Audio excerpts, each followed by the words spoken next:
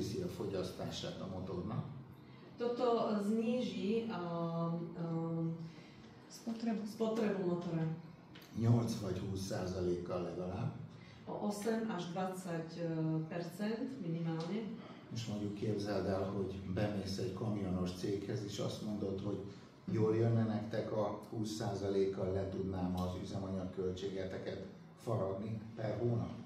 A keď si predstavíte, že by ste vošli do nejakej firmy s kamiónmi a povedali by ste, že viete si predstaviť, že by som bol schopný vám znížiť spotrebu o 20% mesačne?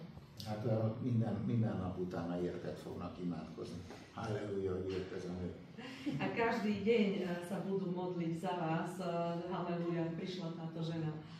Tehát pénzt tudsz az emberek zsebébe tenni. Čiže dokážeš vložiť peniaze do vreciek ľudí.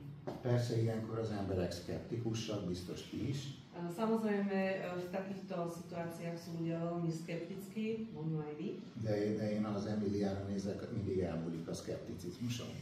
Ale ja keď sa pozriem na Emíliu, vždy sa môj skepticizmus spomeniem. Meg amikor tankolok és havonta sok ezer forintot megspórolok, akkor is. Alebo aj vtedy, keď tankujem a mesačne ušetrím niekoľko tisíc forintov. De ha valaki nem hinne mégse nekünk, ale kebyže, nedaj Bože, ešte niekto by stále neveril, akkor van egy nagyon jó hírem. Takže mám veľmi dobrú správu. Mindenre 60 napos üres üveg pénzvisszafizetési garancia van. Na všetko máme 60% záruku. 60 dňovú. Pardon, čo som povedala? 60 dňovú. 60 dňovú záruku spokojnosti klienta. Én mikor ezt meghallottam, azt hittem, ezek hülyék. Keď som sa toto dozvedel, ja som si myslel, že sú hlúpi. Mondom, ez bejön Magyarországra, itt kilopják az amerikaiak szemét.